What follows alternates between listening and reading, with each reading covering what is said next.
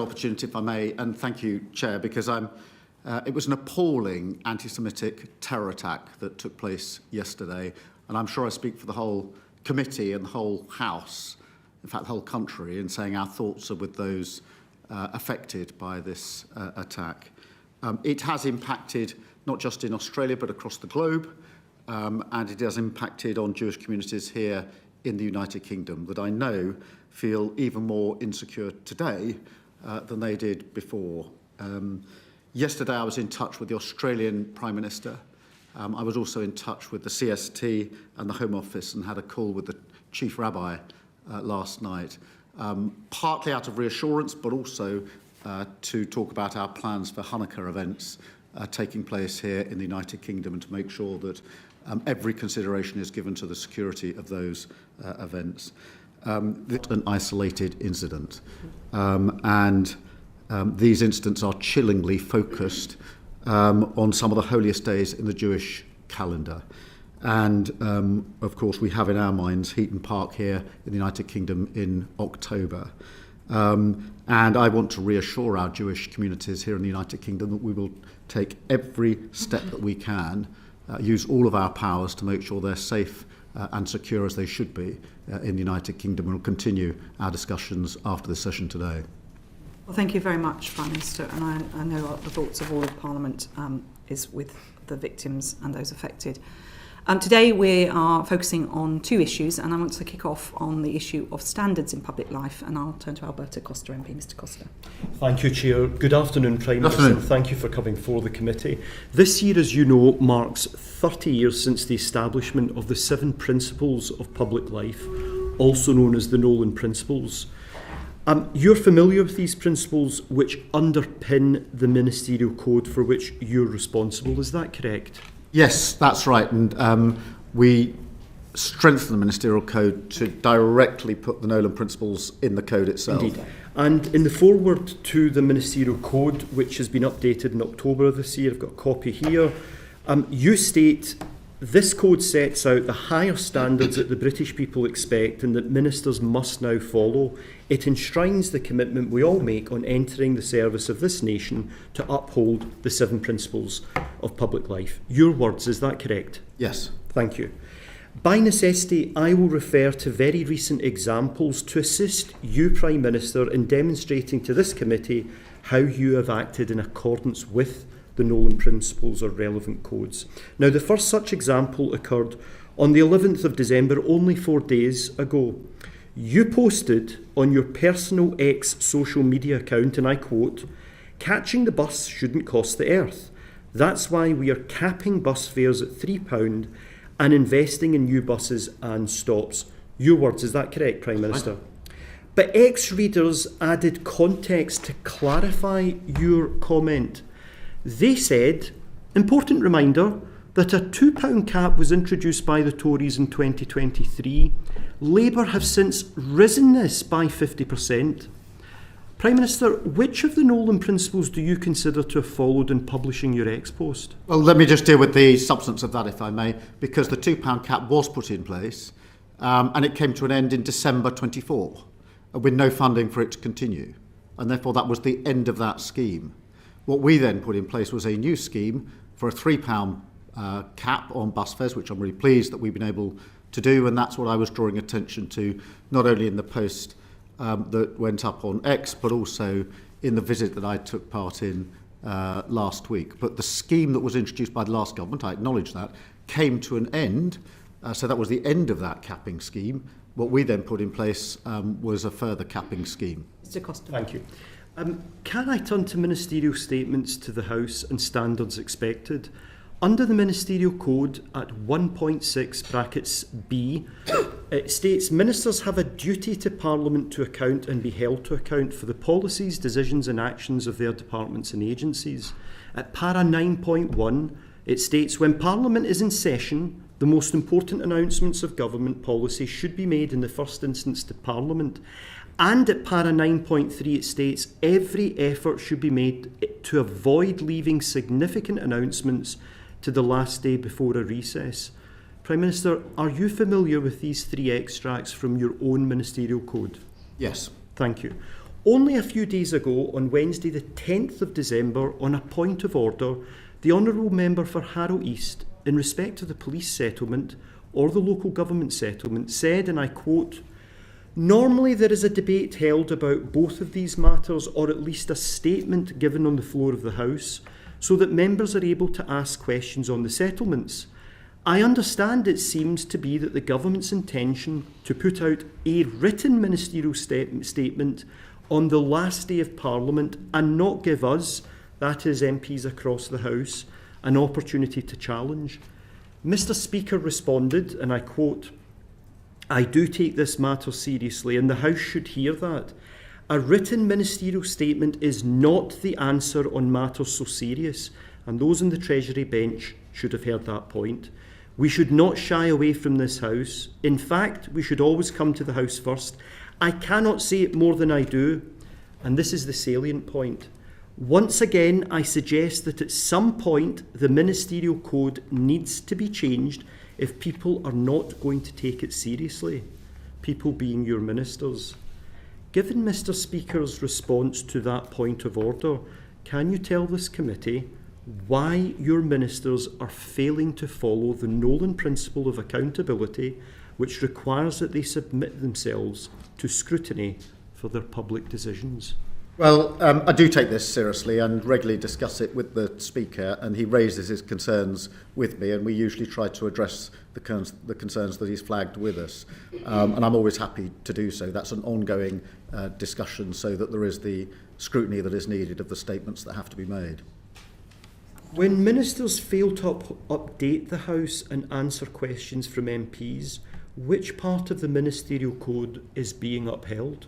Well, it's not just the ministerial code, it's the role of Parliament, which almost sits above the ministerial code. Mr Speaker feels this very strongly, that we are accountable to Parliament. Parliament. Do you feel this very strongly? Yes, I do, and that's why I regularly discuss it with the Speaker and look at. He will usually flag with me where he's got concerns, as I would expect him to, and then we go through those and try to make sure they're not. Were you aware of this point of order raised last week? I was, yes. Thank you.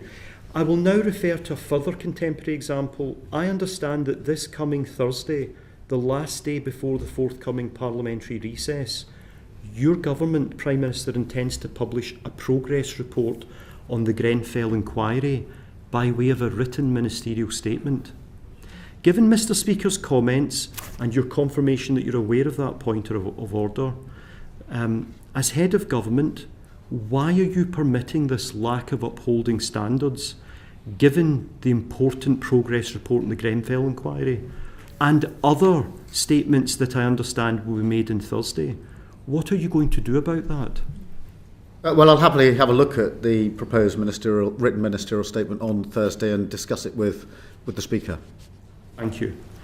Now, paragraph 1.6 bracket C of the Ministerial Code quotes, "It is of paramount importance that ministers give accurate and truthful information to Parliament, correcting any inadvertent error at the earliest opportunity." Prime Minister, you are of course familiar with that paragraph of your Ministerial Code, is that correct? Yes. Thank you. Again, by reference to a recent example and to assist you in showing how you comply with the extract from the Ministerial Code, I would like to turn to last week's Prime Minister's questions, when the Leader of the Opposition asked you, how many extra teachers are there since your government took office? Now, fullfact.org, a neutral website, only a few days ago published that the PM, and I quote, claimed that the number of teachers in England is more than when the Conservatives left office. Fullfact.org added, and I quote, "This is not supported by the latest school workforce census figures, which show a fall, not a rise." Can you tell this committee which Nolan principle underpinned your answer? Well, what I was putting before the House is the fact that we are committed to recruiting an additional 6,500 new teachers, and we've got record numbers of trainees coming into the system, and therefore that number is going up. The role, if you look at secondary schools, further education colleges, the number of teachers has gone up. That's absolutely clear. That's what our commitment was. In relation to primary schools, the number of pupils has gone down pretty dramatically in terms of the birth rate, and therefore the sheer number of teachers at primary level has gone down because less teachers are needed because the birth rate has gone down. But the focus, just for completeness, in our plan for change and in a manifesto was on 6,500 new teachers for secondary schools, specialist schools and colleges, and that's the number I was referring to. Thank you very much. Can I now turn to the issue of written parliamentary questions and standards? Now, I know my colleague, the Honourable Member for Lancaster and Wyre, as Chair of the Procedure Committee, has issued calls for evidence in her committee's new inquiry.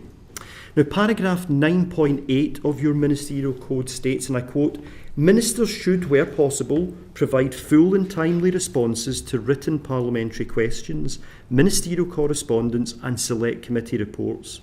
Once again, can I ask you to confirm to this committee that you're familiar with that paragraph of the Ministerial Code? Yes. Thank you. Can you explain why your government is failing to provide timely responses to WBQs as obligated under the standards outlined by your own Ministerial Code? Well, we do our level best to comply, of course, and I think the Procedure Committee is looking into this, which we welcome, and we'll study carefully the findings and any recommendations that are made. Thank you. Paragraph 1.6d of the Ministerial Code states, "Ministers," and I quote, "should be as open as possible with Parliament and the public, refusing to provide information only when disclosure would not be in the public interest." Are you satisfied that this is in compliance with the high standards you've set your government, the responses that are currently being made? Yes, but obviously if the Procedure Committee in due course sets out its findings and any recommendations, I'd want to study them to see whether we can improve in any way. Smith, Thank you, Chair. Prime Minister, it's an indisputable fact that political staff in Number 10 have been briefing against serving Cabinet ministers, and you and I both sat on opposition benches whilst we had to watch the painful spectacle of political advisers briefing under Johnson and a litany of Tory Prime Ministers. Given that your record when it comes to ministers shows that you've acted very decisively and without favour in terms of applying the Ministerial Code, I wondered if you could say, given your responsibility for setting and upholding standards across government, if you could explain what steps you've taken to establish the facts and how you're going to ensure that Number 10 political staff act in accordance with the Ministerial Code, the Special Advisors Code and the Nolan Principles. Yeah, I mean, let me say to start with that briefing against Cabinet Ministers is completely unacceptable, whether that's from Number 10 or anywhere else, and I've made that repeatedly clear to my staff, to the Cabinet, and put in place a number of procedures where there have been such allegations to give me a level of assurance that it has not happened in relation to direct briefings against ministers and members of the Cabinet. But I've been really clear and consistent on this with my staff, with my team, with the Cabinet, and put in place procedures when there are allegations to assure myself what the situation is. Well, and on the subject of leaks, Prime Minister, last week the Treasury Select Committee had the Chancellor in front of us, and she was very cross about the information that was in the 13th of November Financial Times article by George Parker, a renowned political journalist, and she was clear that that was a leak, and she said, and I'm absolutely categorical, and I'm quoting her here, that this was not an authorised briefing. It was incredibly damaging and frustrating. That is why we have a leak inquiry. It was not briefing that was signed off by me or any of my ministers or officials. It was unacceptable. So that does, if it's not the ministers and other officials in the Treasury, there is a danger that it could have been a leak from Number 10. Do you think there was a leak from Number 10 Downing Street about the budget? In relation to that incident, there's a leak inquiry going on, as I think I know we know, the Chancellor. yes, absolutely. Yes, the Chancellor's announced. So that will go wherever the evidence takes it. So if there was a leak from Number, do you think there was a leak from Number 10? I've no reason to think there was a leak from Number 10. So, but if there were a leak from Number 10, what would you do about? What would you do to if there was someone was I'd take action. I mean, and I have taken action. It's very difficult with leaks to get to the source of the information. You would take action. Where that has happened in the past, I have taken action. which has led to the removal of individuals. Okay, so you would go as far as removing an individual if they were found to have leaked the budget? Obviously I'll wait for the inquiry, but I mean, the inquiry will go wherever the evidence takes it. There's nothing to inhibit where they will go, and I'll take appropriate action if there's a finding. Because the report in the FT was very clear. It talked about an official source, and Mr. Parker is a journalist who would have sourced that story. So I'll get to the bottom of these leaks. They are, in any organisations, they're intolerable. I took the same action when I was head of the Crown Prosecution Service. There is a leak inquiry. It can go wherever the evidence will take it. And if it comes to a conclusion, I'll act on it. Okay, so you're going to be ruthless with whoever has done this if they're... Well, I want to stop these leaks. Thank you very much. Mr. Alberto. Thank you, Chair. There is a separate code of conduct, of course, governing standards for special advisers. It's called the Code of Conduct for Special Advisers. You are, of course, familiar with this document, aren't you? Thank you. Paragraph 13 of the Code of Conduct for Special Advisers states, and I quote, "Briefing on purely party political matters must be handled by the party machine. For the purposes of this code, can you confirm that Labour Party leadership speculation is a purely party political matter?" No, I'm not sure I can. It seems to be pretty right. In terms of the code, I know exactly where it should be dealt with, but I can say hand on heart that none of it is comes from me or is encouraged by me. Well, we'll come. But I just wanted to confirm that it's a purely party political matter in accordance with the code. Labour Party. Well, I think the code is dealing with political briefings of a political nature, which have to come through the party, obviously, and can't come through the civil service. I think wider speculation is not necessarily a code issue. Thank you. Well, paragraph 15 of the code, just to help you, Prime Minister, goes further. Special advisers must not take public part in political controversy. They must observe discretion and express comment with moderation, avoiding personal attacks. So you're very familiar with the code. I would like to refer to an interview that you gave to Sky News last month. On that interview, for the purposes of assisting you, Prime Minister, I'll just recap that interview.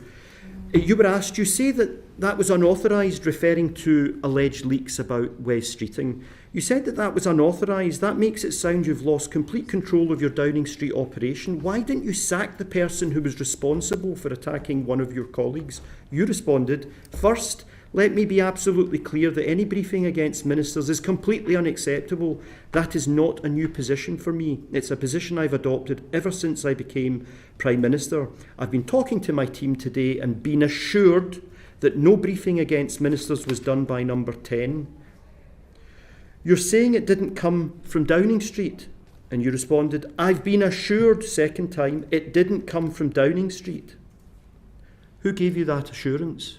Well, I had assurance from within Downing Street on Who gave you that assurance? A number of different levels, different people in my team. Who gave you that assurance? Different levels in my team. I'm not Can you please tell us who gave you that assurance? Was it officials or for special advisers that were giving you assurance? Just give us a special advisors. Thank you. I'm not going to name members of staff, but I will add this. I didn't just take everything at face value. I looked at other bits of evidence to assure myself about what I was then saying publicly to the media. Thank you. That interview ended as follows. If it didn't come from Downing Street, where did it come from, and will you sack the person responsible? You responded, "Well, I will absolutely deal with anybody responsible for briefing against ministers." And this is the salient point. "I've always said that's the standard I expect, and that's the standard I will enforce." Although you just answered a moment ago to the Chair that you have taken action and you've removed individuals, can you just confirm for this committee that in the example that I've cited, when you said that you would enforce a standard, what standard did you enforce in respect of this example? Well, I can only take action where I've got a clear finding that somebody has breached a relevant duty or standard. When I have had that, I've acted accordingly. And that's not something new to me as Prime Minister. It's what I did as Leader of the Opposition. It's what I did as the Director of Public Prosecutions. Thank you. My final questions, Chair. Can I turn to another issue that you rightly regularly raised when you were Leader of the Opposition, namely your frequent criticism of previous administrations' alleged cronyism and the way in which public appointments were undertaken? Now, only last month, Prime Minister, you profoundly regretted your own involvement in the appointment process for the chair of the Independent Football Regulator. In your own letter to your independent ministerial advisor, you said, and I quote, "In retrospect, it would have been better if I had not been given the note or confirmed that I was content with the appointment. This was an unfortunate error for which I express my sincere regret." Sir Laurie, in his response, stated, "It is regrettable, as you say in your letter, that despite the recusal we agreed in autumn 2024 concerning the Football Governance Bill, you were asked to confirm that you were content with the proposed appointment. Can you give this committee an update on progress of your internal review that you said to Sir Laurie would take place to ensure this breach in standards does not happen again?" Well, firstly, can I say, in relation to David Coburn, that he was first approached by the previous government for this role. And therefore, I reject the cronyism allegation, which I don't think should rightly be put in his case. He was then endorsed by the cross-party committee. So he was headhunted by the previous government because of his suitability for the role, appointed by this government and endorsed by the cross-party committee. I had recused myself in relation to the bill. The decision to appoint was for DCMS minister. That's set out in the legislation, in the statute. So I knew full well it wasn't my decision. As it happens, a note was put before me to say that's what was going to happen, and was I content? And the independent advisor took the view, which I agree with, that it would have been better if that note had never been put before me. In other words, that the recusal had meant I didn't even get the note before me. But when I said I was content, I was well aware I wasn't the decision maker, because I knew that the legislation set out who the decision maker was, and it was the minister in the relevant department by law, and therefore it couldn't be me in any event. I had actually been talking to the independent advisor about it throughout, as he makes clear in his letter. So this was I always take his advice, even if I don't think there's anything wrong, just so that I've got. But just if you asked me, when you asked me, I've now asked him to look again at when someone says they're recusing themselves. What are then the processes that need to be put in the office to make sure that even a decision which isn't for the recused person is coming by way of note, in effect, isn't put before them, and that's what just to make sure that we're not in that position again. But I was well aware that I was not the decision maker, because I knew by law it was the minister. Thank you. Thanks, Prime Minister. Finally, on other public appointments, can I refer you to your recent decision as Prime Minister on appointments to the House of Lords? Prior to the general election, you promised to reduce political appointments to the Lords, and indeed stated as much in your party's manifesto. Might you understand why the public might feel that you're not upholding the high standards you set yourself on appointments to the House of Lords? Well, it's important that the House of Lords is able to do its vital work of scrutinising legislation. There's an imbalance in the Lords at the moment in the numbers of peers for the relevant political parties, and it's right that we get the balance right as we go forward. But the overarching work to reduce the size of the House of Lords is ongoing. The Hereditary Peers Bill has been going through. And it is important. My question, it was specifically about your comments prior to the general election and the decision that you made last week. But thank you very much, Prime Minister, for the answers that you've given. Thank you. Simon Hoare, MP. Thank you, Chair. Prime Minister, good afternoon. Public trust is pivotal if governance of this country and all of our public life is to be supported and trusted. And that is, I'm afraid, it seems to be a value which is declining. The trust of the public in what we do and why we do it. Baroness Deach, before my committee last week, commented, it's quite interesting how oppositions change their position on standards from when they're in opposition to then going into government. We're doing a piece of work which is clearly showing that notwithstanding Nolan, notwithstanding the EIC, notwithstanding amendments to the Ministerial Code, there is still an element of what I suppose in the old terms you could have called the good chaps principle, HOLAC, etc. In order to future-proof against rogue operators, and in order to try to bolster declining public confidence, what consideration, if any, have you given or might you give to putting quite a lot of these bodies on a statutory footing, including the ethics advisor at number 10, so that the public can see that there are dispassionate people who take decisions based on good judgment and sound evidence. Prime Minister. Yeah, I mean, on the Ministerial Code, obviously, I did strengthen, and then I also took the step. The independent advisor, before I became Prime Minister, was not able to initiate investigations, could only do it with the Prime Minister's approval, and I thought that was wrong in principle, and that we would it would be better if the independent advisor, who was appointed under the last government but continued under me, had the ability to say of his own volition, I think this is serious enough for me to look at it. So I have done that. I'm not convinced at the moment we need to go further and put on a statutory basis, but I never close my mind to further steps that could be taken, whether it's in relation to the independent advisor or any of the other relevant bodies. Thank you very much. So we now move on to the Plan for Change, which was the government's plan on entering government, and the 5 missions that were established. And I'm going to ask Helen Hayes to kick off on the Opportunity Mission. Helen Hayes. Thank you, Chair. Good afternoon, Prime Minister. Good afternoon. Prime Minister, your personal commitment to further education and skills is really clear, and we've seen some positive announcements from the government in relation to technical excellence colleges and qualifications reform in the skills white paper. But my committee has recently completed an inquiry on further education and skills, and we found that there are 2 areas that are really holding the FE sector back at the moment. The first of those is that, unlike other post-16 education providers, FE colleges and standalone sixth form colleges are unable to claim VAT back on their expenditure. This is a tax for which there is no a tax position for which there is no justification, and my committee was very clear on that from the evidence that we found.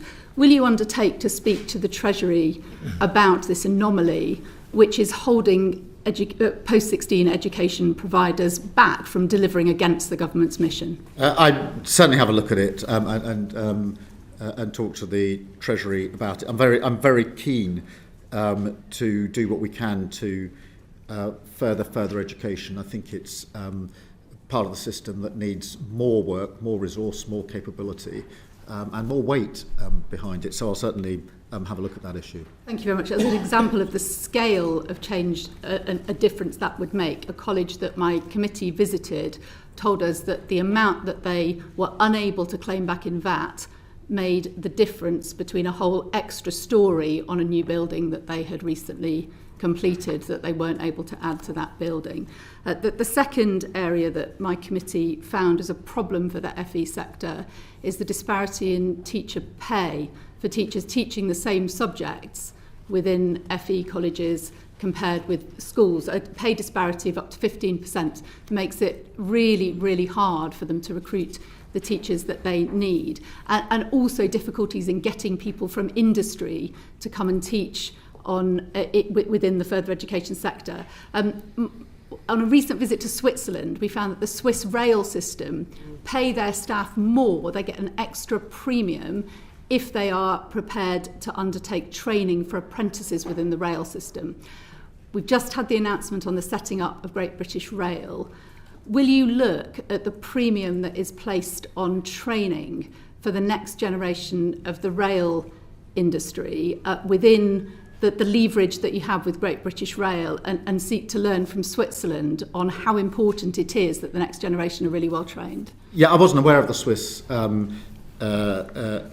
experience and approach, but certainly very willing to have a look at that. I mean, we do need, in terms of further education colleges, we need to improve the skills, the courses, focus them and make sure they link with the work that those coming out are most likely to be able to do. The retention and recruitment of teachers is hugely important in that sector for some of the reasons you set out. So anything we can do to help in that regard, I'll certainly have a look at the Swiss example and see whether some or all of it can be applied here in the United Kingdom. Thank you. And then final question from me. We've also seen some really positive announcements from the government on opportunities for young people through the Youth Guarantee and the youth strategy announced last week. We've spoken previously in this committee about some of the barriers that hold care-experienced young people back from being able to take advantage of opportunities that are available to them. The government is still resistant to a national offer for care leavers, which would provide confidence and clarity for care leavers across the country that wherever they live, the same support and entitlements would be available to them. Will you look again at that commitment, which would really enable care leavers to be able to access some of the great opportunities the government is making available to young people across the country? Yes, and certainly in the context of the youth guarantee, that would be a sensible place to start in relation to the support that's going in from 13 weeks for 2 years and then into, if necessary, after 18 months, the offer of a job that the government will support with business so that young people can actually get into a job, which I think will make a material difference as a stepping stone to them. But certainly happy to look at for care leavers where there's anything in the youth guarantee or the youth strategy for that matter. If you're a care leaver who can't access housing or you can't access help with transport costs, which some care leavers can and some can't, depending where you live in the country, you're not going to be able to access the 13 weeks of training to get into employment. Certainly happy to look at that again. Thank you. Thank you very much, Prime Minister. Andy Slaughter MP. Thank you, Chair. Good afternoon, Prime Minister. Sir Brian Levison's independent review of the criminal courts has 45 recommendations in Part 1 alone, but the controversy around it is centred on changes to the jury system, specifically the mode of trial which will apply in intermediate cases. The plans seem to involve a quarter to a half of current jury trials being heard by magistrates or a judge sitting alone. Yet we are told this will only affect about 1 or 2% of all criminal trials. So it's difficult to see how it will address the Crown Court backlog. Would it not be sensible to postpone decision on the future of jury trials until we have more reliable information and can see what the impact on the backlog will be? Well, I mean, firstly, just putting those figures into context, of all the cases that go to court, criminal cases that go to court in this country, 90% are in the magistrates' court and therefore don't have a jury in any event.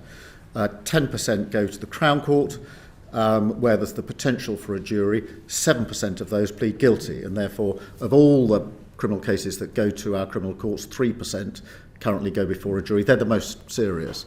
The proposals that Brian Levison has recommended, and he's a highly respected judge, and would change that to about 2.25%. On its own, I accept the challenge that will not on its own be the silver bullet that speeds up our criminal cases, but it is one element of a package.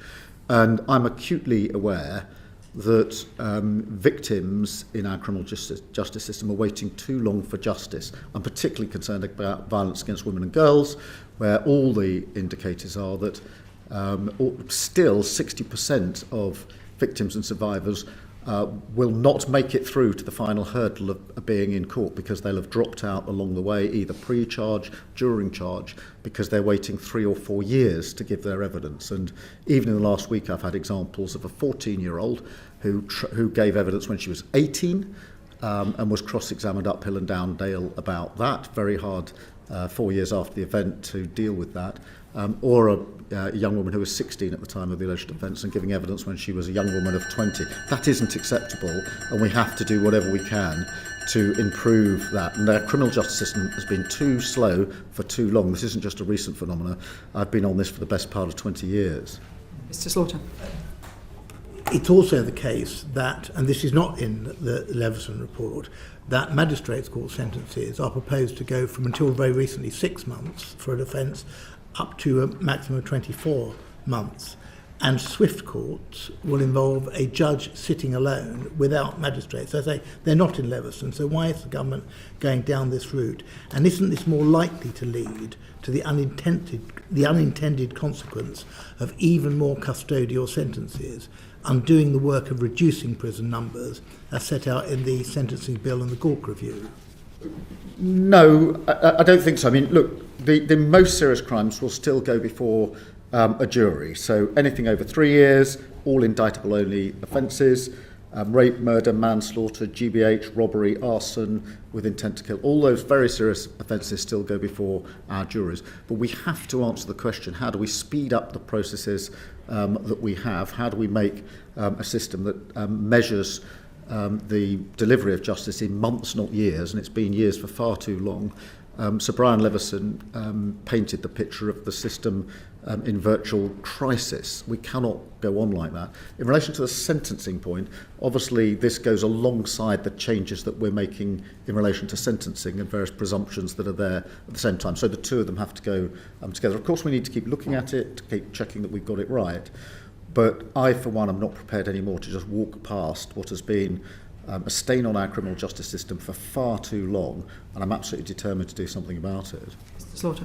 There's widespread support for the Hillsborough Bill, not least because it offers equality of arms between victims and the state in addressing unlawful state action. Doesn't the same inequality exist between the press and those who, in Jerry McCann's words, are monstered by them?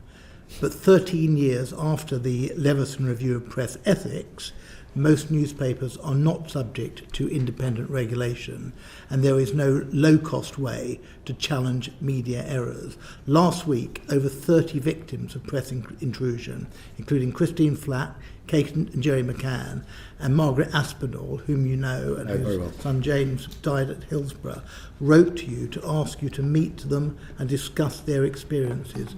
Will you meet them? Yes, of course. Finally, can I ask this? AI, artificial intelligence, can violate individual privacy, entrench discrimination, or hinder access to justice. You've put AI at the heart of the government's mission for growth, but how can you be sure increased use of AI will not lead to a weakening of human rights protection? Well, we need to get the balance right. I think with AI, it's a huge opportunity. There's huge potential. Whether that's in health, where already we're seeing the difference it can make. I've seen for myself some of the use of AI to identify blood clots in stroke victims much more quickly than can be done otherwise, and literally saving lives. Equally, AI with heart monitors that can predict problems of the future and allow preventative measures to be taken. In criminal justice, it is already being used in probation in relation to a huge amount of material. And I know that the judiciary are interested in how it can improve criminal justice. Now, it needs to be within a framework, an architecture that is aware of and attuned to the risks, of course. But I don't think we should, for that reason, take the decision that we wouldn't use AI where it can improve criminal justice or the delivery of all our public services. No, I don't think anyone's saying that, but it can include personal data, it can be discriminatory, and it can lack transparency, and that needs some human oversight, does it not? Yeah, we do need to make sure we've got the balance right, and where there are potentials for risk, then we need to put measures in place. I completely accept that. Thank you, Prime Minister. We know that the Joint Committee on Human Rights, as well as a number of other committees in this House, are looking at a lot of these very issues. I'm sure they'll be feeding that into the government's thinking on this. So thank you. Karen Bradley, Dame Karen Bradley. Thank you very much, Chair, and thank you, Prime Minister, for being before us. When will the government publish the new Violence Against Women and Girls strategy? As soon as possible. And I was in Downing Street when we brought together all of the various bodies that are helping work with us on that the week before last. And so now we're looking at very shortly in the future. I think the sooner we can get... Well, I would hope to do it as soon as possible. I don't want to commit to a date that ends up not being possible. But I'm not... I mean, I'll be clear with you. I want it out as soon as possible. I'm really pleased with the work we're doing on this. We've got incredibly good individuals and organisations working with us on it.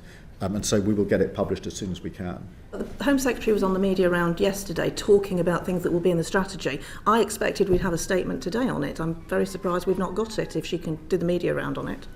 Yeah, I mean, we're very close. I think we're just finishing off the final bits in the strategy.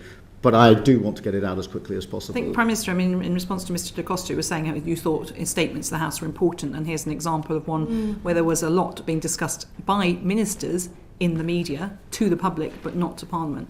Yeah, which is it? Well, the strategy is not... I mean, we'll do the strategy in due course, but I mean, it's one. The government said it would come out before the summer. It then was going to be in September. We were been told time and again it was going to come very soon, and we're still waiting for it. And it's having real world consequences.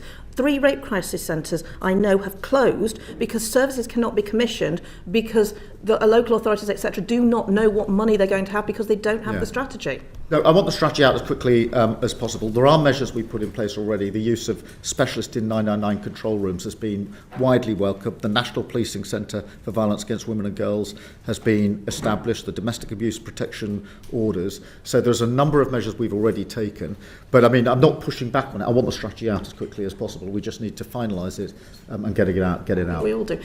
£53 million has been committed to perpetrator programmes for highest risk perpetrators. There hasn't been a similar amount of money for victims' services, and there's a real disquiet in the sector that actually the victims are being forgotten. What would you say? Certainly the victims not being forgotten. They're at the centre of the strategy on violence against women and girls. There's no money for them that's been committed so far. Well, I'll look at the money commitments again and make sure that we've got that right. But this is a commitment of the government in relation to violence against women and girls. It's a personal commitment of mine. I've been working on this since I became the Director of Public Prosecution. I remember when you shadowed me when I was in the Home Office. That's why I'm surprised. No, I genuinely want to do as much as we possibly can. The figures on violence against women and girls are appalling. They've been appalling for a long time. 3 women a week killed by their partner or ex-partner, and that's been the statistic that's been there ever since I've been looking at it, well over 20 years. And we have to shift that, and we need to do that with the strategy and pull together all of the individuals and organisations who've got huge experience here, and that's why I brought them all into Downing Street as a group the week before last. We'll look forward to the strategy. Yeah. Another thing we're waiting for is the police reform white paper, which again we were expecting we'd have by now. Do you think there are too many police forces in England and Wales? Well, I'm not going to speculate in relation to that. I do think we need to... Prime Minister, you were DPP. You might have a view on this. Look, when I was DPP, we reduced the number of CPS areas from 42 to 13. So we streamlined that. I'm well aware that you also have to look at where the courts are streamlined, where probation is streamlined, etc. But no decisions have been made about this yet. But are there some functions that could be across forces? Yes, I think there probably are, and where that's been possible, it's worked well. Are there some areas such as, the uniforms, the police cars, that could be better looked at across a number of forces? Yes, I absolutely think there are. So I'm up for rationalising it, but no decision on what the final configuration has looked like has been arrived at in relation to that. Put a plea in for Staffordshire, having had what happened to Staffordshire ambulance services when we merged into West Midlands. I think we'd like to keep our police in Staffordshire. No, I completely get that. And the chief constable knowing his or her patch is really important. Really is. The question is slightly, I've approached it slightly differently, which is, are the sort of structural issues where you could look types of offence which aren't usually confined within a county border, where we could make better use of work across forces than we are at the moment, rather than just a structural reset in terms of numbers isn't, I think, the answer to this. The answer is probably looking at the functions and where those functions sit. Thank you, and we'll look forward to the white paper. I want to finish on asylum accommodation. The government said that they were looking to open large sites in Crowborough and Inverness by the end of November. They've not opened yet. When will they open? As soon as we're satisfied that they're ready, but we have got military sites under consideration. Obviously, we need to make sure that they're suitable and that all the necessary checks have been carried out. But we do want, asylum hotels were at their height measured, I think it was 400 or so. They're down to about 200 now. I'm absolutely determined that we will close them by the end of this Parliament, sooner if it's possible, and that's why military sites are under consideration. Can you understand the how local residents feel and the uncertainty there is? They've been told that they've been identified as a site. They don't know when it's going to open. They don't know what the clientele are going to be, and there is real concern. And the MPs that represent those areas have made representations to me as chair of the Select Committee.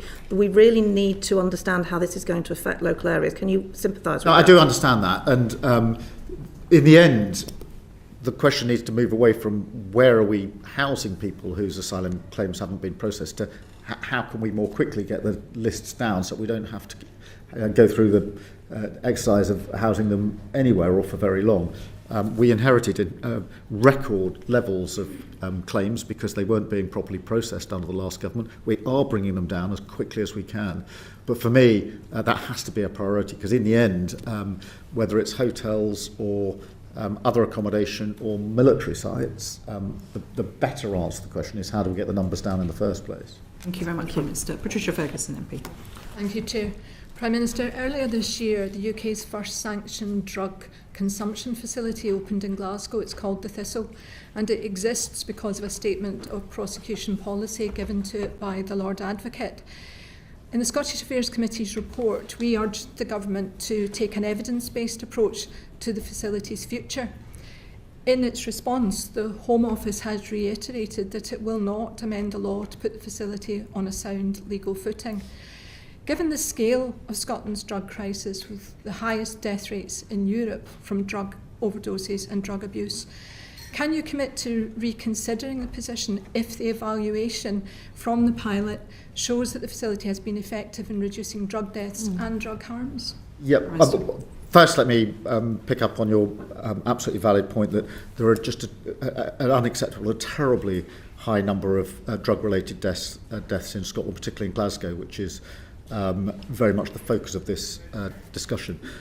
We've looked at it and we do not intend to amend the law, but the way, as I understand it, that the scheme operates in Scotland, which allows it to take account of factors that are peculiar or more focused, I should say, in Scotland, particularly the high number of deaths, in relation to prosecutorial discretion in terms of what action will follow if these centres are set up. So that is an area which, to my mind, is rightly better taken by those in Scotland addressing the particular issues that they have. But I don't think it should lead to a wider UK-wide changing of the drug laws. Thank you very much indeed, Prime Minister. Cat Smith, MP. Thank you, Chair. Prime Minister, you've repeatedly said that the economic mission of this government is to be on the side of working people. Is that still your position? Yes. Yes. And do you consider farmers, many of whom are getting up at 4 a.m, working 365 days a year, feeding the nation, to be working people, yes or no? Yes, I do. Thank you. Because last year, rural communities, including many farmers, put their trust in Labour for the very first time in a very long time and gave us a mandate for change in this country. However, and I hear this from many of the 950 farm holdings in my constituency, feel like they were misled around the changes to IHT and APR, which are going to pull the rug from underneath farming communities and obliterate the family farm for many farmers.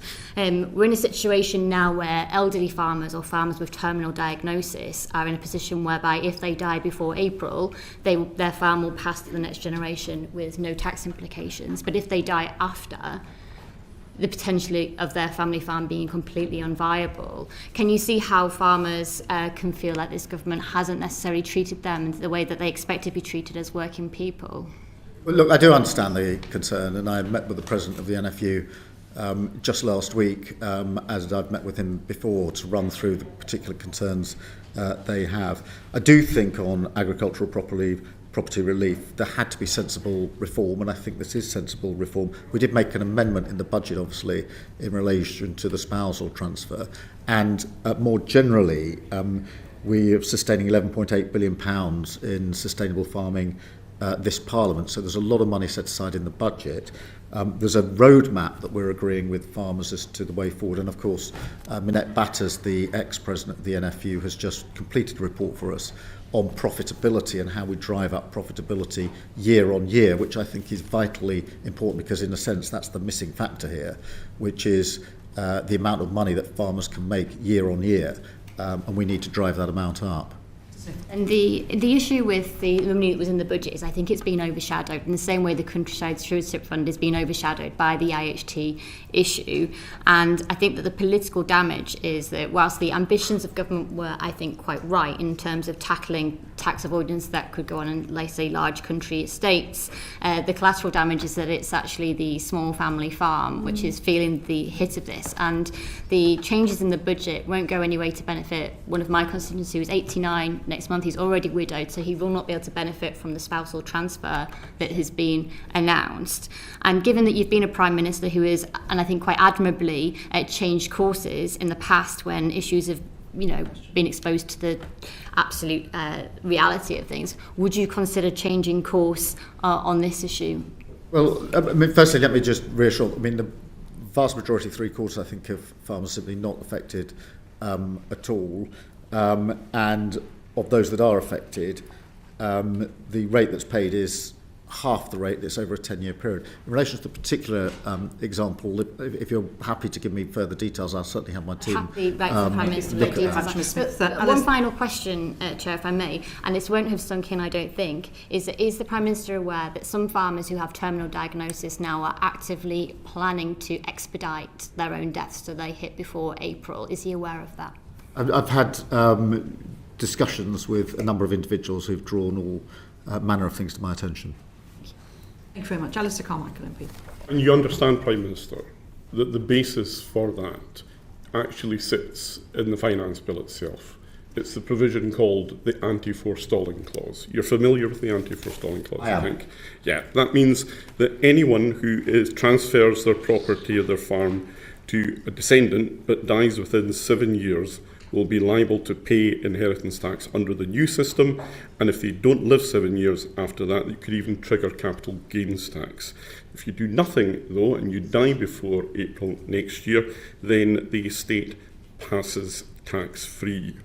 Do we agree, Prime Minister, that nobody should be left feeling, as Cat Smith has just described, that they would be better off dying between now and next April? No, of course. But governments have to bring about sensible reform and take sensible measures reform, absolutely. But things like anti-forestalling clause, they are not unique to this situation. But on a human level, the answer to your question is, of course, not. But last year, you told me that this was a policy that was just aimed at revenue raising, that it wasn't targeted at anybody in particular. We've now seen the anti-forestalling clause, and we know from Treasury's own figures that 75% of the £500 million that is expected to be raised from this will come from farmers who die over the age of 75. So, is it not the case that actually this is a targeted measure, and it is targeted at, and it will affect those who are elderly, suffering from terminal illnesses over 75, and it doesn't matter if it's one farmer or 1,000 farmers. Surely you cannot be comfortable with that. Let me just address the point that it's not targeted. It's not targeted at individuals. Well, it was what you said last year. It's not targeted, as I said last year. It's an economic reform which we took in the budget before last. Not targeted. It is to adjust the rate at which inheritance tax is, the fact that it's paid, the rate at which it's paid, and the period over which it is paid. But it's not targeted against individuals. I'm not arguing with you that there are therefore going to be individuals affected, as there are with any change in any tax regime. But there's a difference between changing the tax regime and targeting a group of individuals. This is about changing the tax regime. The anti-forestalling clause that we've spoken about traps farmers into the new rules. It doesn't allow them the same opportunities that other taxpayers will have to use tax planning to manage their affairs in a sensible way that will allow the succession of family farms in this country.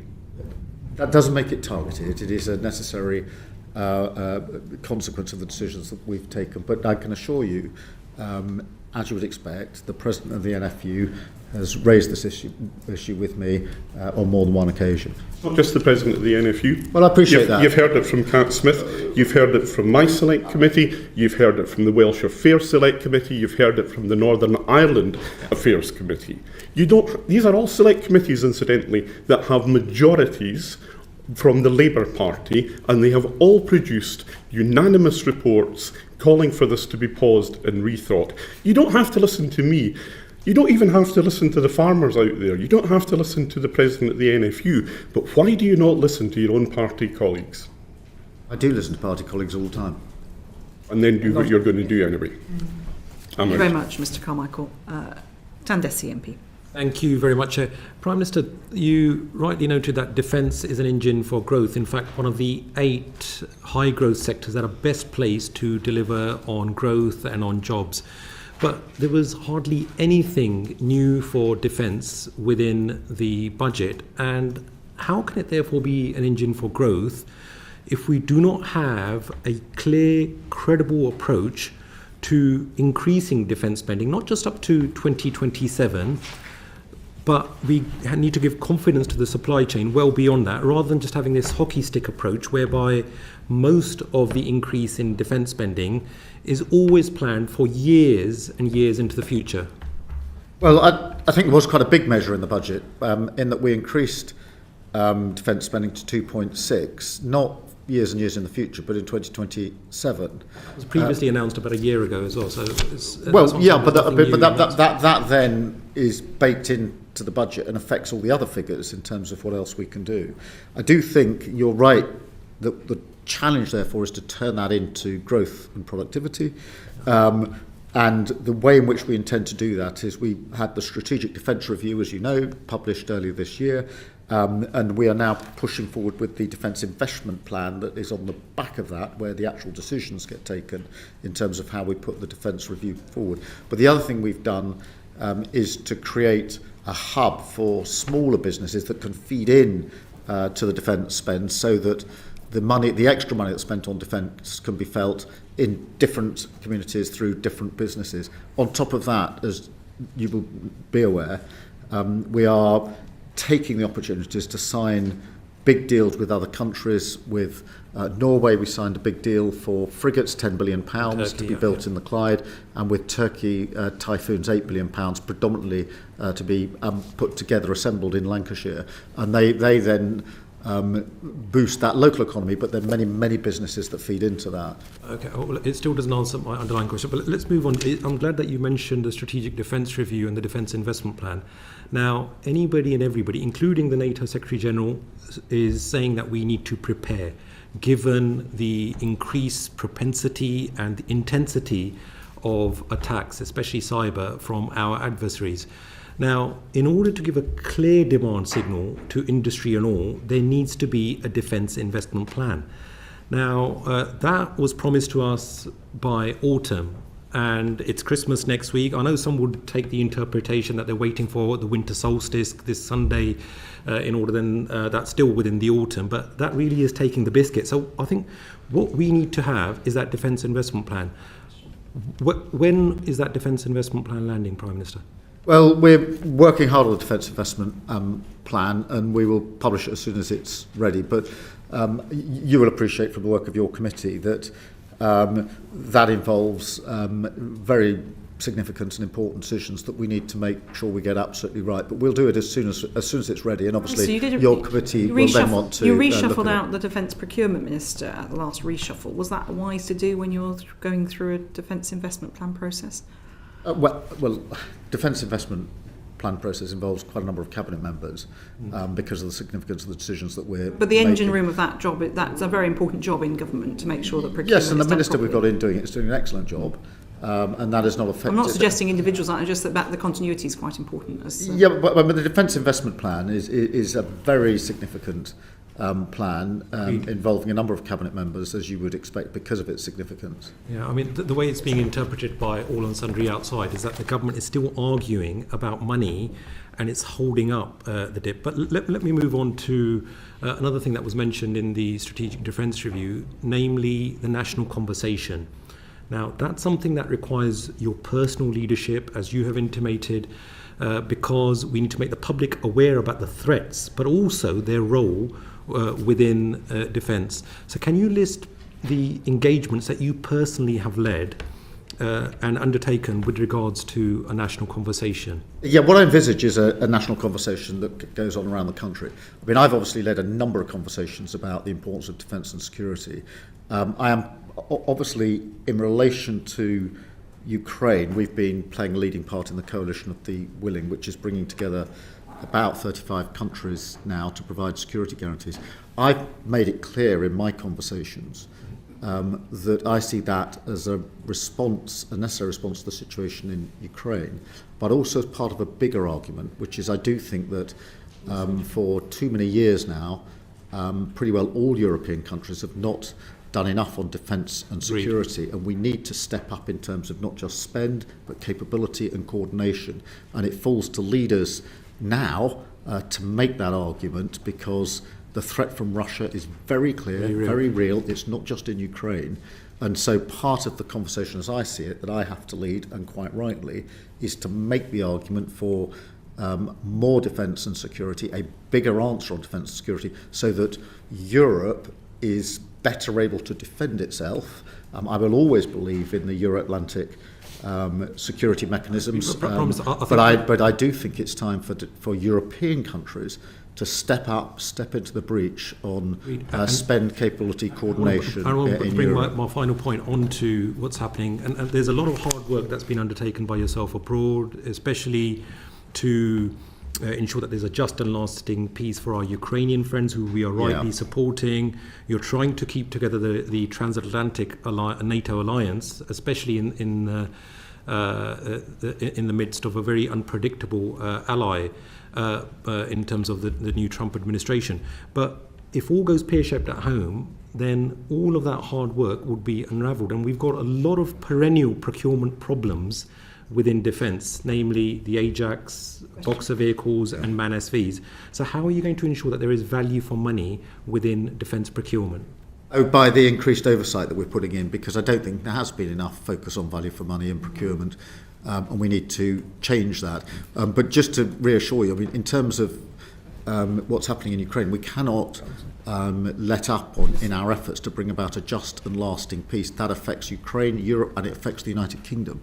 We can see Russian intent in terms of land, in terms of what they've been doing in our waters, in cyber, what happened at Salisbury not so many years ago.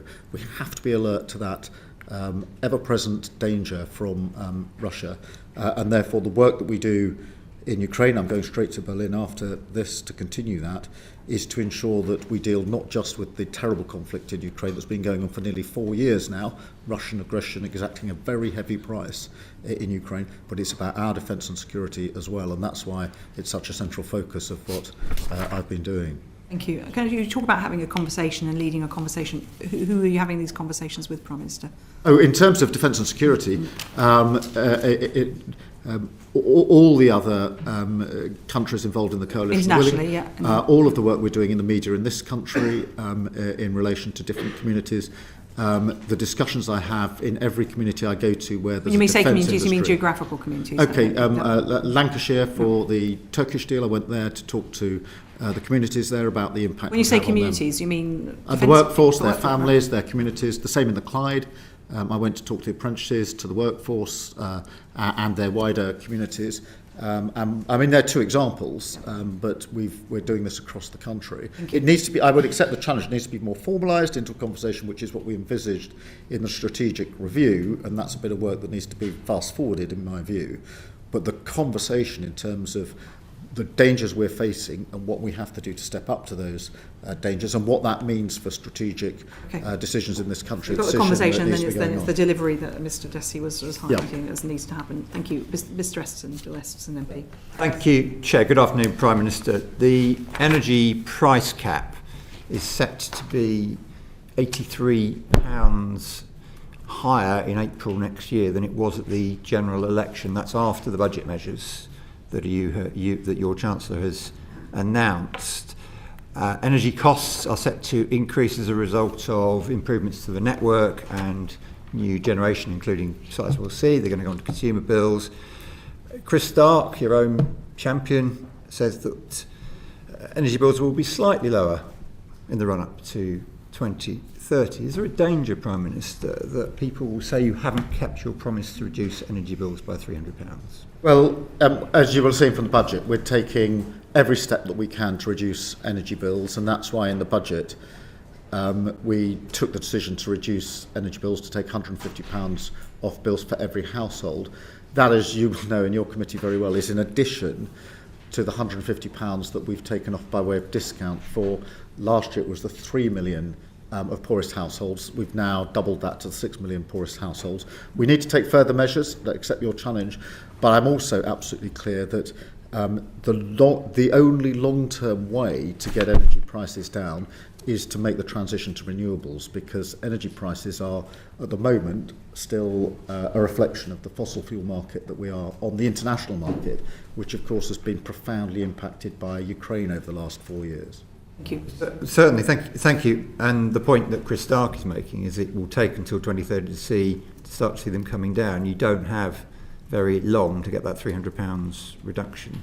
No, that's why we're pulling every lever. I'm well aware that for many families, the vast majority, the cost of living is the single most important issue, and that their energy bills are one of the bills they worry about the most, which is why we took the decision in the budget to take that £150 off bills. But do we need to do more? Yes, we do need to do more.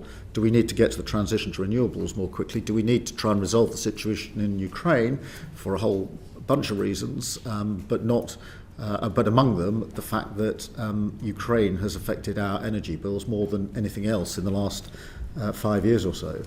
Thank you. The latest climate science, meanwhile, suggests a doubling of the carbon emissions since 2017, and the actuarial analysis that unless we have an immediate and dramatic change in approach, we could see a GDP fall of 20% in the next 20 years.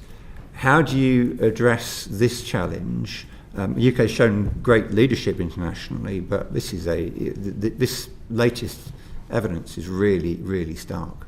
Yeah, I think with climate change, we've got to see this not just as an obligation, but also as a huge opportunity. As we go to renewable energy, there's a global race on, and huge amounts of investment are being put around the globe into different countries on renewables.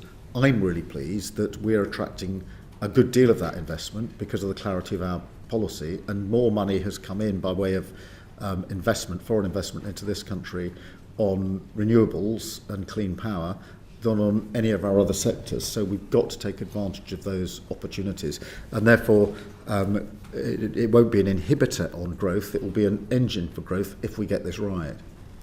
Okay, and coming to this point about the leadership you've shown internationally, the commitment to an 81% reduction in nationally determined contributions, which is now the second highest, as Denmark's gone 1% higher since 1990, but that's something to be very, very proud of. You decided not to make a financial commitment to the Tropical Forest Forever facility. Isn't there a danger that rather undermines the climate leadership that you've shown up till now? Well, on the TFFF, we've been there as a sort of founder member, if you like, supporting the TFFF. We've been absolutely clear that we see a role for the United Kingdom going forward of leveraging private investment into TFFF, which is very much where the conversation is in terms of funding for projects, and the future will continue to do that and to look at what else we can do. But we remain committed to the concept, the idea, and I've made that absolutely clear to the President in Brazil when I was there for COP just a few weeks ago. Yeah, now I mentioned Denmark.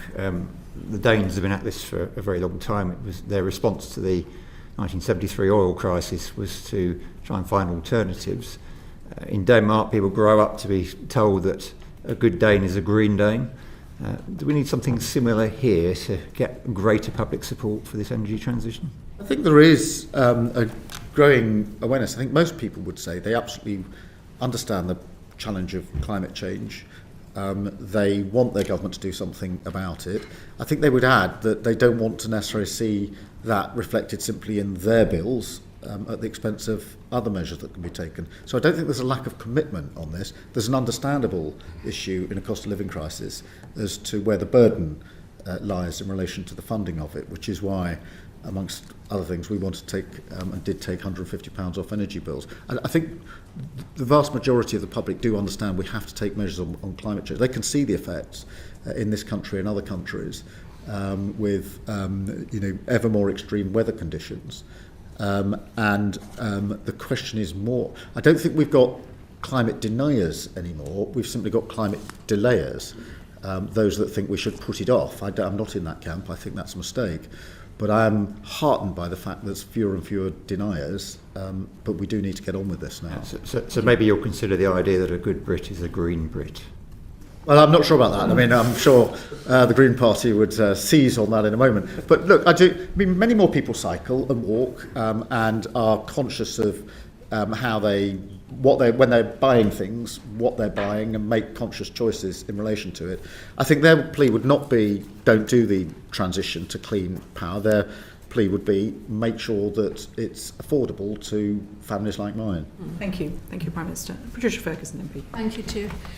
A recent report by the Scottish Affairs Committee found that clean energy jobs, the creation of clean energy jobs, not being keeping scale or pace with the loss of jobs in the oil and gas industry. Harbour Energy UK, the largest oil and gas producer, has indicated that one of the reasons it's cut 350 jobs this year is the UK's tax regime. How does the budget decision to retain the energy profits levy align with the government's commitment to protect existing North Sea jobs and to deliver that fair and orderly energy transition we'd all like to see? Well, just putting this into context, I think over the last decade or so, probably 70,000 jobs or so have been lost in oil and gas, and there's a declining base. And therefore the transition to renewables is really important. And there are lots of investment opportunities in renewables, and that we need to make that transition. It needs to be a fair and just transition, particularly for those in Scotland who we thank for everything they've put into our energy supply for a very, very long time. But we do need to make that transition. In relation to Harbour Energy, ultimately, that was a commercial decision by the business, but that doesn't take away the impact that will have had on those working there and their families and their communities. In relation to the tax, we've made it clear when the tax will end and looked at how the tax works, but it is important that we make the transition to renewables because in the end, that will guarantee generations worth of jobs in Scotland and elsewhere. We are committed to oil and gas being part of the mix for many years to come. And obviously, we made changes to the tieback scheme just recently, which is something the sector had been asking us specifically to deliver on. I'm pleased we've been able to do that. Thank you, Ms Ferguson. I think our committee was very concerned, however, that the scale and pace of the creation of the new jobs in the new industry was not anywhere near close to the number of jobs that we're losing in the oil and gas sector. However, if we look at some specific jobs that we lost at Grangemouth, earlier this year, you yourself, Prime Minister, ring-fenced £200 million from the National Wealth Fund to support Grangemouth going forward. We haven't seen any concrete proposals coming forward as a result of that funding, although there was a good announcement last week that has come from other funding announced in the budget. Can you tell us why delivery of those changes, new jobs at Grangemouth, is taking so long? Yeah, look, well, firstly, we obviously put a £100 million package in to support the community, invest in the local workforce, along with tailored support on good alternative jobs. Then we announced the 200 million from the National Wealth Fund for co-investment with the private sector. That has yielded about 100 inquiries from the private sector, which is a good thing. So we need to go through those. And at the budget, just a few weeks ago, we announced over £14 million to support the projects that are viable going forward from that. So what we're doing is whittling that down. There has been a good level of support. I'm really pleased that that has happened. I think that is at least partly because we indicated we'd put the 200 million down through the National Wealth Fund. Now we need to work through those that are viable and put the support. That's why the 14 million was put down to support the options that are viable so that we can go with it. I think Grangemouth has a huge potential future, by the way. I think it's, I absolutely do not see it as one of those cases where decline is inevitable. I think that the potential for Grangemouth is huge, particularly carbon capture and other projects. And so we need to seize that and make sure that Grangemouth is the successful future that I know it can be. Do you think we will see new jobs being created in Grangemouth soon? Yes, I hope so. And what we need to do is obviously have a a support package for the workers that are there at the moment and work as quickly as possible to bring these inquiries and opportunities to fruition.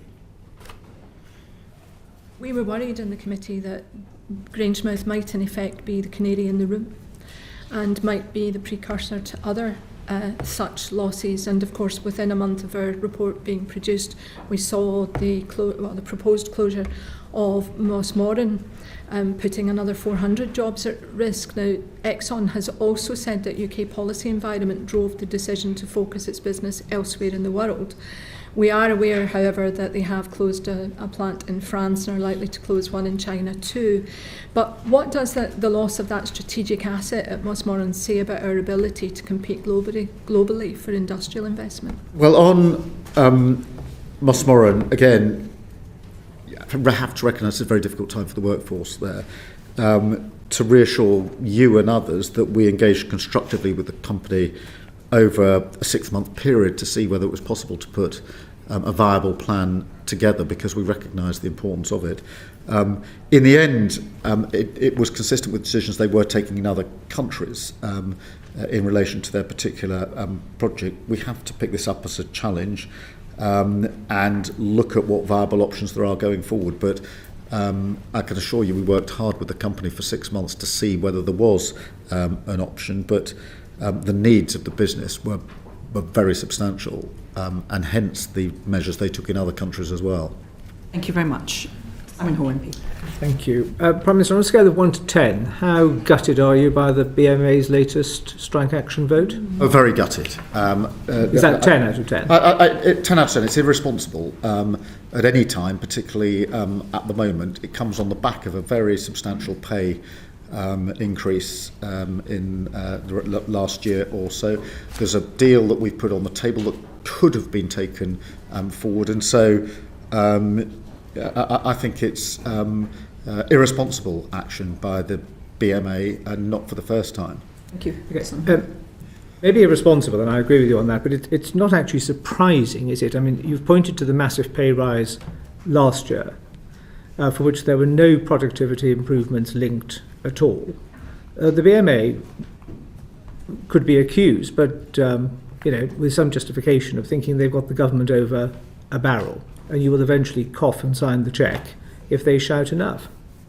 Prime Minister. Well, that's not going to happen. I mean, we've been really clear about that, and it hasn't happened. And in terms of productivity, notwithstanding the action of the BMA, in terms of waiting times and waiting lists, we brought them down, and we said we'd do 2 million extra appointments in the first year of a Labour government. We've done 5 million, and that's thanks to the NHS staff. So even in the teeth of the BMA action, we're working on productivity and heading in the right direction. Their action now puts that in jeopardy at a time of terrible flu just before Christmas. So that is clearly going to have a negative impact, but so too is it. I mean, the supermarkets can work out when their Christmas rush is going to start and prepare for it from Easter time.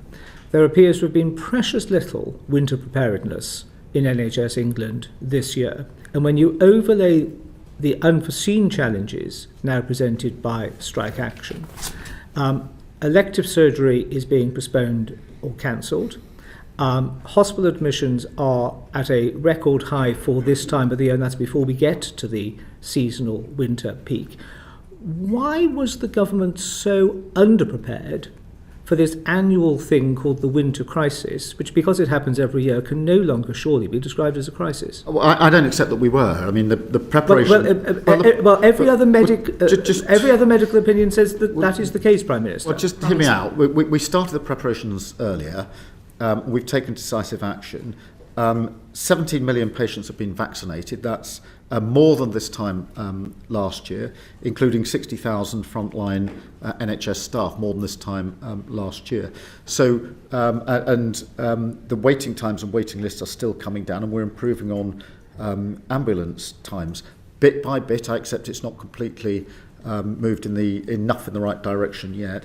I've been through the flu figures with Chris Whitty in terms of the strain and the ability that a government has to try to deal with that. And as we all know from previous years, predicting what strain of flu and what time it's going to hit is extremely difficult to do. And I don't think anybody would say that can be attributed to the government. I think we by putting a plan in place early, we've been able to take decisive action. More vaccinations. I want more still, by the way. I want the number to go up next year, but more have been vaccinated this year than last year. Mr. Hall. So you have now said on the record via this committee to the BMA there is no additional money on the table other than that which was being tabled over the last few days. We've recognised that their strike action is irresponsible and it is going to put an ever greater pressure on an already pressurised system because of the winter peaks in both COVID and flu. What do you expect the BMA's move next to be? I want them to reflect on what they're doing. I think they're losing the support of the public. I also think they're losing the support of their colleagues in the NHS. You don't have to spend much time in the company of staff of the NHS. 83% of BMA members voting in support of strike action. Resident doctors. No, I don't. Resident doctors doesn't suggest that they give a figure about that, does it? Well, I would ask them to reflect on the impact this is having on the otherwise good work and the numbers going in the right direction of the NHS. The fact this is the week before Christmas with a flu problem that is very extreme, and I think they're losing the sympathy. I think they've lost the sympathy of the public, frankly, and I think they've lost the sympathy of their colleagues, their non-doctor colleagues in the health service who are getting on with their jobs, many of them on a much lesser rate of pay increase than the BMA, than the doctors got. And I'd appeal to the doctors themselves to push back against the BMA in relation to this. They are losing ground in terms of the sympathy they might otherwise have had for the difficult job that they do. Thank you very much, Prime Minister. Ruth Cadbury MP. Thank you. Welcome, Prime Minister. In 18 months, your government has announced many initiatives, quite separate ones. What have you found most difficult in delivering the plan for change? In terms of transport or speed and ability to get things done in Parliament. We've got so many checks and balances and consultations and regulations and arm's length bodies. My own sense after 12 to 18 months in the job is that, and this is a fault of governments of all political colours, every time something has gone wrong in the past, successive governments have put in place another procedure or another body or another consultation to try to stop ourselves ever making a mistake again. My experience now as Prime Minister is of frustration that every time I go to pull a lever, there are a whole bunch of regulations, consultations, arm's length bodies that mean the action from pulling the lever to delivery is longer than I think it ought to be, which is among the reasons I want to cut down on regulation generally and within government. Okay, and I'm using this just as an example, but in Switzerland they set the rail timetable 10 years in advance, then they build the infrastructure and the network in order to meet that timetable. It gives communities, passengers, freight operators and their private sector investment partners certainty. They know where they're going. Would that be a concept you would consider for defence, for housing, for education and justice? Well, I'm not sure I'll go the full Swiss, but certainly the more decisions that can be made with sort of medium and long-term planning, the better. Setting the numbers and times of trains in 10 years' time is probably going a bit far for my liking, because I suspect that the way in which people travel and demand will change over that period of time. But the general proposition, the general proposition of look, too many decisions over the last 14, 15 years have been short-term responses to problems, not middle and long-term decisions to fix things more fundamentally. And I think we need to be in the fixing more fundamentally place as we go through government. Thank you. Thank you very much, Prime Minister. Prime Minister, you sound like you were surprised that you come into government, you pull a lever, and it doesn't always happen, or perhaps something else happens over there. Frustrated rather than surprised. So do you consider that there was enough preparation for entering government in order that you and your ministers were ready for this? Yes, but when it comes to regulation, we're taking it down, but it takes time to take it down. So I'm not surprised, but I'm frustrated. And it's amongst the reasons that we're trying to get rid of as much of the regulation as possible, to get rid of arm's length bodies. and ensure that we can move more quickly. But that was never possible on day one. Getting rid of arm's length bodies, you think, is going to make things go more quickly? Well, we need to look at the number we've got and what they actually add. I'm not saying get rid of them all, of course, but I think there is a frustration. I think this is shared across the last government and this government, that there's a sort of thicket of reasons you can't do anything, rather than a clear path through at speed, and it's the clear path through at speed that we need. Okay, well, thank you. Sir Geoffrey Clifton-Brown. Good afternoon, Prime Minister. As Chair of the Public Accounts Committee, I'd like to raise with you a report that we published in 2024 into Sensitive Government Scrutiny. It is conventional, as you know, for the government to reply to committee reports within 2 months of publication. However, 18 months on, my committee has yet to receive a government response. Dame Meg and I are grateful to you for your response to our letter sent earlier this month, and we welcome your assurance that cross-government work that you are now leading on this issue. However, please would you undertake to meet with Dame Meg, the Controller and Auditor General, and myself in private as soon as possible in the new year, because we'd like to ensure that you're fully appraised of the detail of our proposal. Yeah, I'm very happy to meet. Thank you. I do understand the issue. Obviously, there's a careful balance to be struck, but I understand the concerns that you and the Chair have raised, and very happy to agree to a private meeting to discuss further. Thank you very much. Florence Ejalomi MP. Thank you, Chair. And thank you, Prime Minister. Earlier you mentioned to Mr Costa in terms of making sure ministers are presenting issues and policy statements to the House. One of those issues that we've been pushing for a few months now is the long-awaited reform to leasehold and commonhold. The Secretary of State confirmed in our select committee last month that will be laid before the House before Christmas. Can you guarantee, Prime Minister, we will receive that before the House rises on the Thursday the 18th? I can't guarantee that, but I want to move it forward as quickly as possible. I know the strength of feeling and the reasons that we need to look at this. They're self-evident. So we'll come forward with proposals as quickly as we can. Thank you very much indeed. Prime Minister, you're heading off as well, eventually to hopefully a bit of a Christmas break, but we understand you're flying off to Berlin today. I wondered if you could give us an update on the situation vis-a-vis Ukraine and what the UK is doing in that respect. Well, thank you for that, because this is obviously a critical period for Ukraine, and not just for Ukraine, for Europe and for the United Kingdom. And European history is full of peace agreements that failed and sometimes led to even greater conflict. And that is why it's really important that we attend to this in detail.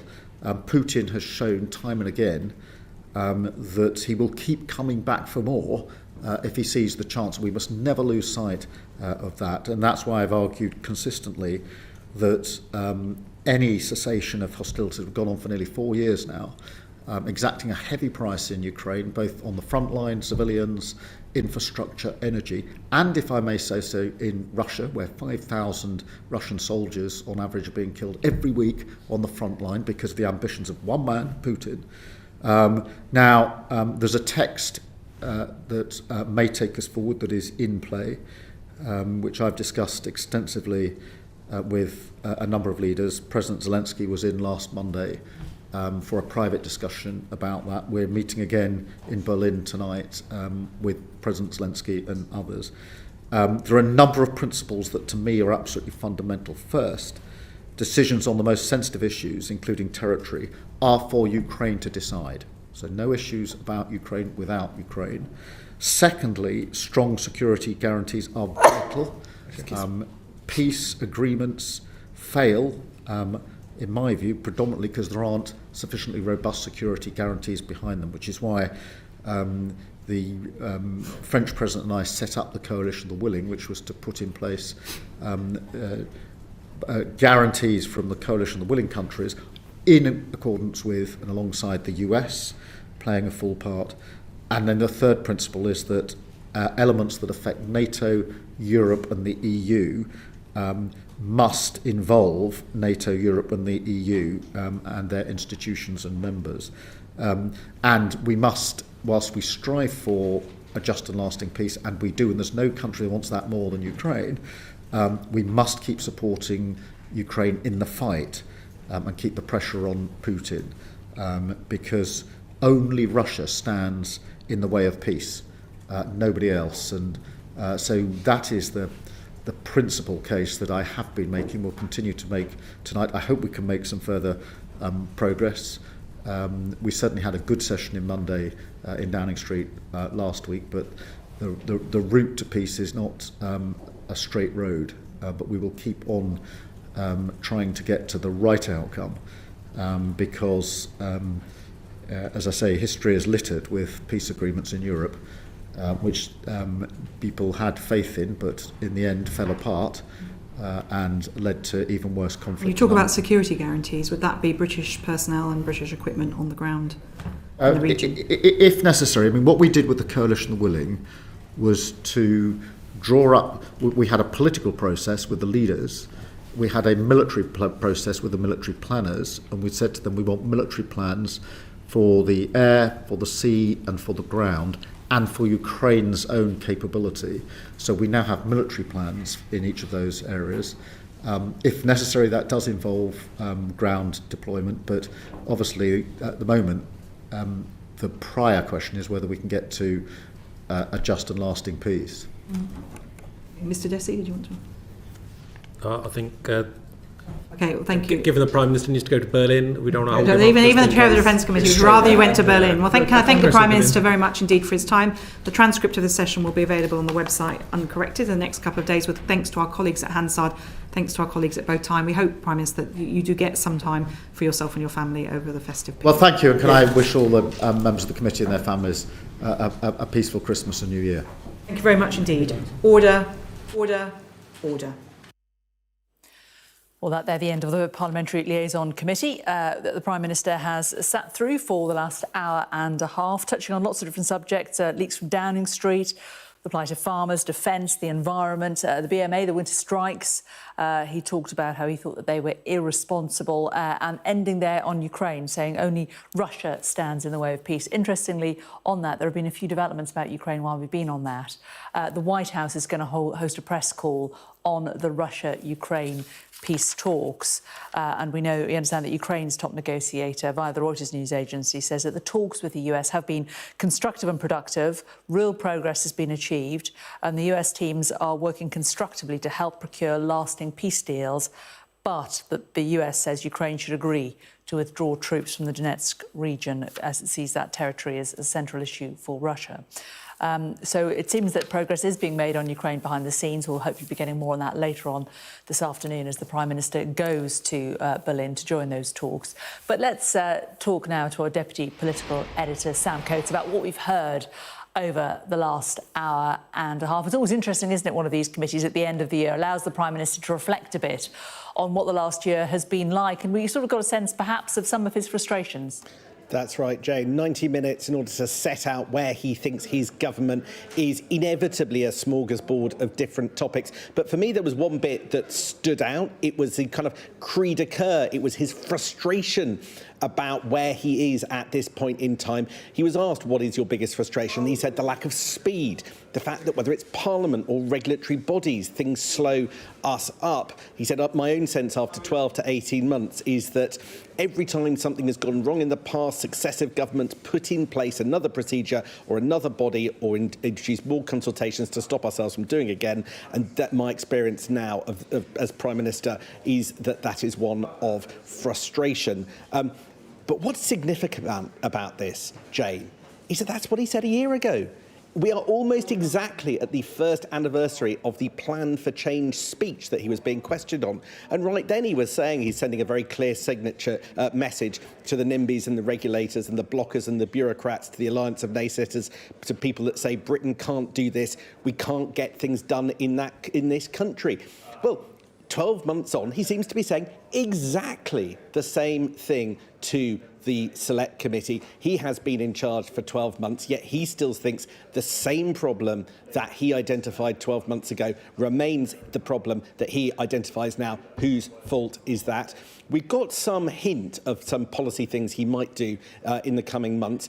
He clearly made clear to the committee that some regulators are for the job. He wouldn't say how many, and he suggested that some of them were standing in his way but didn't want to identify right now what's coming. Certainly the new Environment Minister, the Environment Secretary, Emma Reynolds, is expected maybe to cull some of them in her brief in the new year. You also got a sense that maybe there was going to be some consolidation in terms of police forces, though Keir Starmer suggested it wouldn't be forces outright that were merged, more like different functions were merged between different forces. But Jane, if I had one overall observation, that there was a frustration amongst the committee. And Keir Starmer goes into this mode, and I think it could be best summed up as Keir GPT, this sort of endless verbiage that you get from the Prime Minister that doesn't really deliver facts or specifics to the questions being asked, but talks about how he's forever working very hard and forever trying to get things done with the best possible will, but you don't really get a sense of exactly what that entails and exactly what that means. You could see some raised eyebrows around the table. It is not quite clear what we learned over the last 90 minutes. Okay. Sam Coates, thanks very much.